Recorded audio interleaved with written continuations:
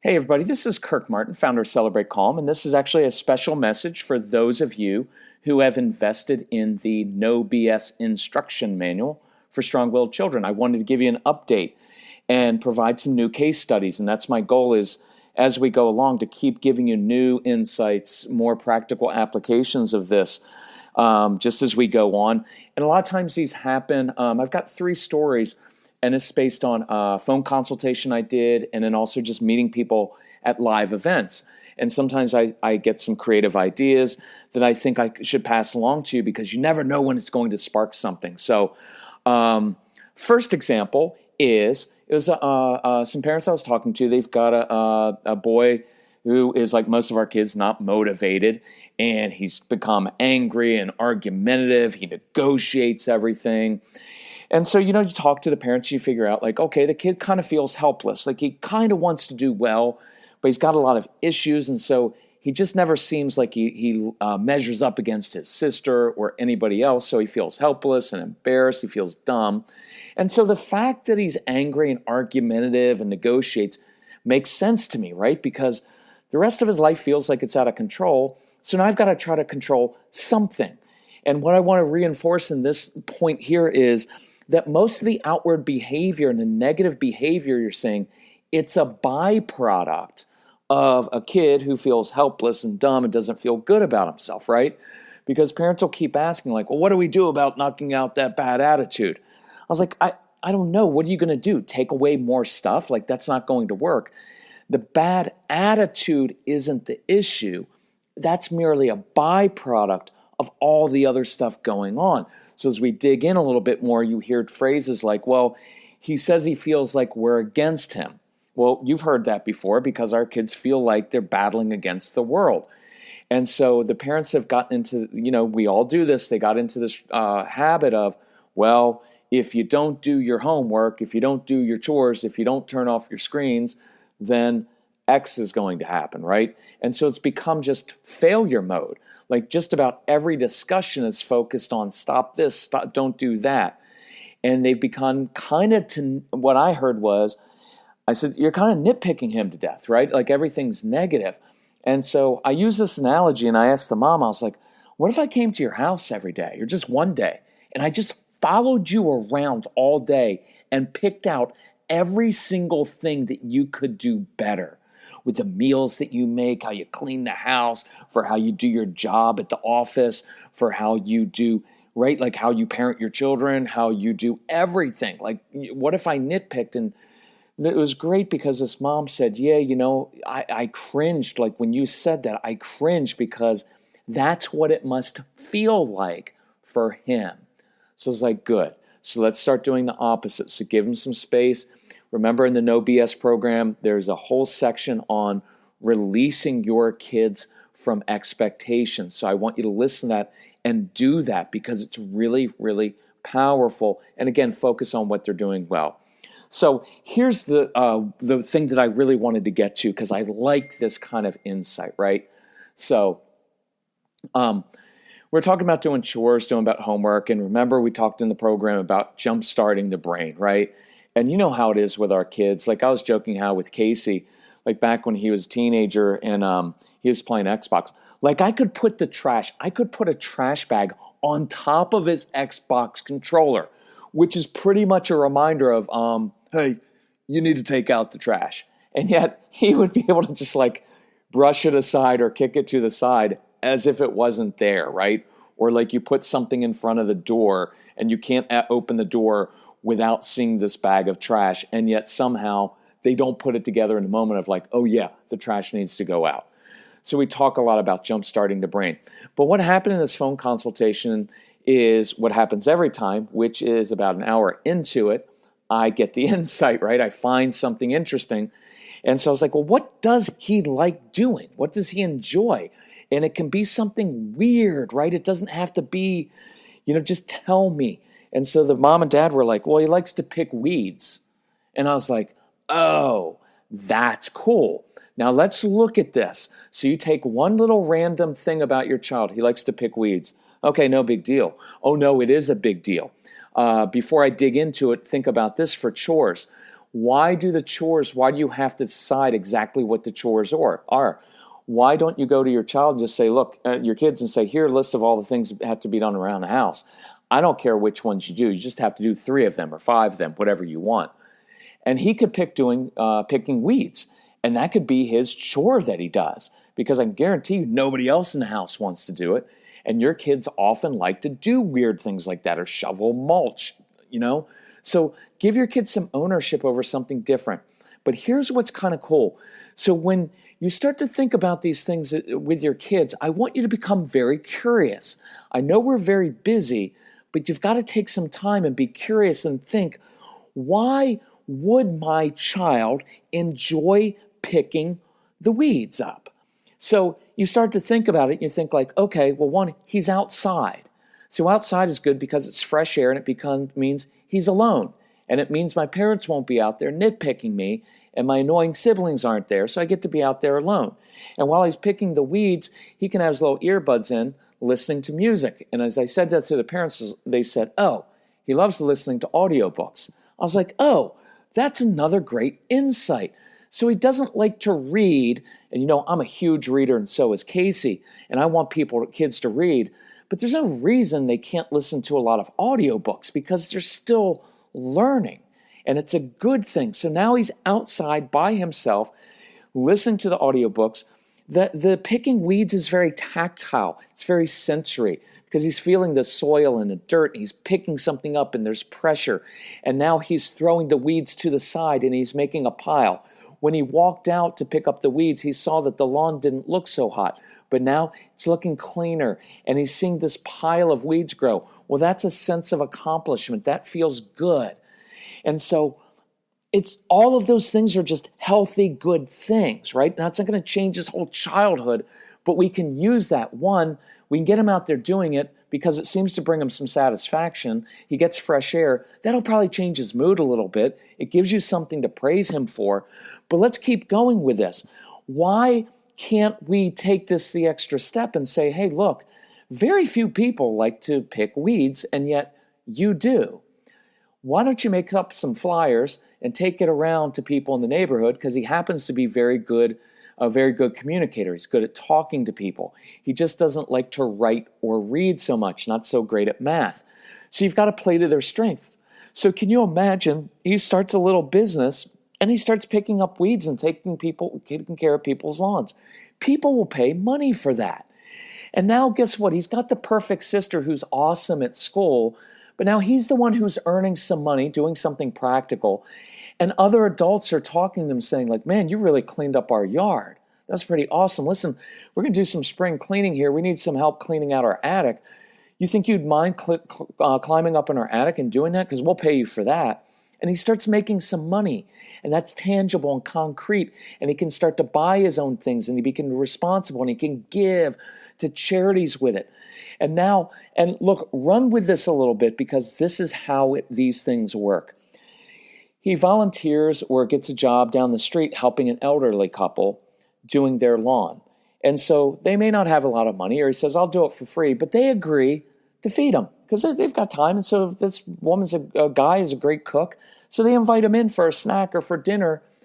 And you know what ends up happening? He ends up taking his homework down there and doing his homework at the elderly couple's house. Now you said like, oh, that doesn't happen. It does happen. We've done that a lot with people because, look, doing homework in different places is really stimulating. Plus, other people are patient with your kids when you're not. And I guarantee he may be sitting outside at this couple's house. It doesn't have to be an old couple. It could be someone else. And maybe they have little kids and your son or daughter is good with working with little kids or taking care of their animals. And he likes hanging out down at their house and he does his homework down there. And the old lady brings him lemonade and sits down, and the old guy has a workshop and he says, come in here, I want to show you some things. And he has this great experience with these adults and he gets some of his homework done there. Don't miss these things. It's hugely important. And you're going to say, but that's not the right way to do it or the normal way. Who cares? Your child's not normal. He's a little bit different. Who says the normal way is the right way to do it? Don't be afraid to do things like this. So last night at the live event, talking to these parents, they've got a 12-year-old son. Same thing, doesn't want to do chores, doesn't want to do homework, everything's like pulling teeth. So we talked about using intensity to jumpstart the brain. Remember, listen to the No BS program and read the case studies on how to jumpstart the brain. So I said, what kind of music does he like? It's probably something you hate, like rap. And they're like, yep, it's rap music. And I was like, okay, so let's give him some rap music to listen to when he's doing his homework. Well, but the lyrics aren't so great. Okay, we'll find some rap music where the lyrics are just not as awful as some of the other ones. Casey and I were just listening to a podcast, and there's some guy on there. I forget his name. It might have been Zuby or something like that. He sounded like he was kind of like a Christian rap artist or something. So if that's your flavor, go for it. But who cares? Let him listen to his rap music and jumpstart his brain. And doing the homework in public. But here's what was interesting. Along the way, the parent said, well, he's just, he has such a good time when he goes and works at the dairy farm. And I was like, you got to tell me these things. So he works at a dairy farm. Again, think how interesting this is. And you're going to, as you listen to these things, you pick up on things. We have kids who are kind of physical like this. So he likes working at the dairy farm. And immediately my brain went to, well, shoot, send him to the dairy farm with his backpack and let him go do his work. And then when he's done or in between his chores at the dairy farm, he can do his homework there because he's going to be doing it after he's done physical exercise, which stimulates the brain and which is very calming, and it's a very good way to jumpstart the brain. And he gets to do it in public in different ways, right? Don't miss those opportunities to try these things. And I looked at the dad, and this dad, no offense, Dad, but he was kind of a frumpy looking, like 50s, in his 50s like I am. And he didn't look like really cool or anything. And so I hope you're not offended, but it's just true. He didn't. And I was like, Dad, you want to connect with your son? Listen to some of the rap music. And he's like, I don't like that stuff. I said, of course you don't. You're 50. You're not going to like it. I don't have to like it either. But listen to it because your son's into it. Take an interest and then be curious and say, I'm curious, what about this music or this artist resonates with you? And if you want to take it to that next extreme, go to a rap concert with him sometime. Now, you're going to look like a total dweeb as like a 50-year-old frumpy dude going in there, but go do it with him because that's just, it forms a bond with a child when you can connect with them instead of always like, I don't like your music doesn't have good lyrics. It's not like any child in the history of the universe has ever said, my mother, father, I think you're right about my generation's music. It really is a terrible influence. Could you please get out some Sinatra, maybe some Tony Bennett? Maybe we could listen to some big band music. That was a lot better. Although if you listen to the lyrics of some of that old music, it was highly sexual, just not as overt, which makes it in some ways even more sensual. But anyway, do that. Like connect with him over that. And then they brought up the writing process. Like, how do you get them to write? How do you jumpstart? I said, just listen. You've got to go through the No BS program. It's got an entire thing on how to do the writing process. And I gave her a little hint with it of like letting him do it in a sloppy way. And she was like, I can't allow him. He needs to have good penmanship and he needs to do it in a neat way. And I was like, then just give up because he's never going to write. Like either be willing to go all the way on this and try different things or just pick the power struggle. But I'm telling you, with a lot of our kids, that works. And by the way, let his writing assignment be something he's interested in, right? The top 3 qualities of his favorite rap star. Maybe you can contrast East Coast versus West Coast old school rap. I don't care. The topic doesn't matter to me. I want him to get some confidence actually writing and seeing that he is a good writer and learning how to put together his thoughts in a persuasive way. That's what we want, right? It's just in school a lot of times we give writing assignments on topics that are so obscure or just not interesting to a kid that it would be almost impossible for an adult to do it. So anyway, third one was after that, we'd done this live event. It was getting late, and so I stood outside so that the venue could close down. People could go home, so I was standing outside with this nice couple. And they'd adopted a son, and he had some fetal alcohol stuff. So he's got some issues in school with some things, especially with math and with reading, but he's a really good communicator. And so you're going along. It's interesting because when I talk to people, it's like, wow, this is really bad. Like, like, what's he going to do in life? And then all of a sudden it's like, well, he doesn't like to read, but he likes when I read to him, and he doesn't like his books, but he does like astronomy. And I was like, well, that's kind of cool. Like he likes the moon and sun. And she goes, no, my little son, I think he was 8 or 9, he can explain black holes. And I was like, oh, so he's like a little astronomy genius here, right? Like this is pretty cool. So here was the idea. One is, let's play to his strengths, right? So when he has to do a writing assignment, let's make it about black holes. When you want to get him up in the morning and you want to draw his attention, say, hey, listen, I was listening to this podcast to this guy who was speculating whether a black hole could spawn another black hole. I just made that up. I don't know if that's true. But it would be interesting to a kid like that. That would get him out of bed to go to school, right? And so a couple ideas came out of it. One is to relieve your anxiety about this kid's future. The truth is, he will probably never be really good at certain things, and that's okay. And you can just let those things go and shore them up, do a little bit of work on it, but don't hyper-focus on trying to fix everything, because this kid is going to be successful in life if he's allowed to pursue his passions. And he's already super bright in this area. So why not? Sometimes, here's an interesting idea for you. Instead of making him do homework every night, which has very little utility anyway and only causes a lot of frustration, what if you send in a note to the teacher, go meet with the teacher and say, listen, we're not going to do homework every night, but here's what my son does at night. He listens to podcasts on astronomy. He listens to, I think the guy's name is it Neil deGrasse Tyson? Neil Tyson? He's like one of the world's foremost astrophysicists. I've listened to his podcast before. I don't understand most of it, but he's fascinating. And as long as the content's fine and he doesn't swear and do stuff that you don't want your child to listen to, why can't he listen to some interesting science podcasts and then do a report on it, right? Like be creative and push back a little bit at school and say, Mrs. Teacher, I understand what you want. You want my son to learn how to write, to learn how to read, to learn how to do things, to do these projects. And what I want you to know is it's pulling teeth every night and it ends up in tears and he's not successful.